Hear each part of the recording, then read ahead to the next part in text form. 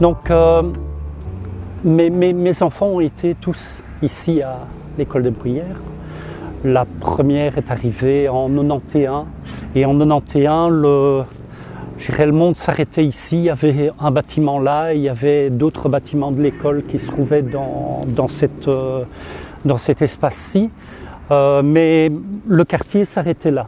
Il y avait le Biérot, le bout du Biérot, les plus vieux bâtiments en face, mais les Bruyères n'existaient pas. On voit ici un peu partout sur les arbres, sur le sol des marques rouges, et c'était évidemment en termes de sécurité pour les enseignants une question de définir les limites du territoire et les limites du permis.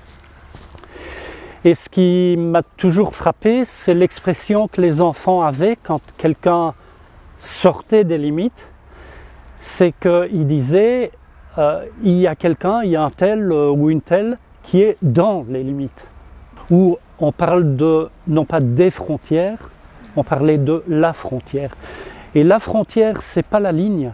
La frontière, c'est ce qu'il y a derrière. C'est un espace où il n'y a pas d'administration. C'est un espace où en général il n'y a pas de carte. C'est vraiment rentrer dans l'inconnu. L'autre volet du travail, c'est le travail que je fais sur le kintsugi. Donc le kintsugi, c'est une technique japonaise dans laquelle quand les porcelaines étaient brisées, au lieu de les réparer de manière je dirais normale, entre guillemets, d'essayer de cacher la cassure, comme on l'a toujours fait chez nous, ils vont mettre en place une réparation qui est particulièrement visible, et on termine la réparation en mettant de la poudre d'or. On parle ici de frontières, on parle ici de limites. Certaines frontières, pour moi, sont des kintsugi, sont des cicatrices, des réparations. Concrètement, j'ai mon matériel portable, celui que j'emmène quand je suis en voyage. J'ai un carnet de feuilles d'or, et c'est des feuilles qui servent normalement à la dorure. Donc ça, c'est mon outil principal. J'ai éventuellement des ciseaux, mais ça je ne compte pas utiliser ici.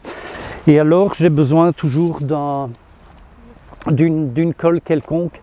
Et le dernier outil que j'ai, c'est mon appareil photo, qui me sert à garder une trace, parce qu'il arrive que il y en a certains à Berlin que j'ai posés sur les pavés. Hein, la ligne du mur est symbolisée par une rangée de pavés. Il y a un endroit, je me suis dit, il faut absolument que aussi cette ligne de pavés soit marquée.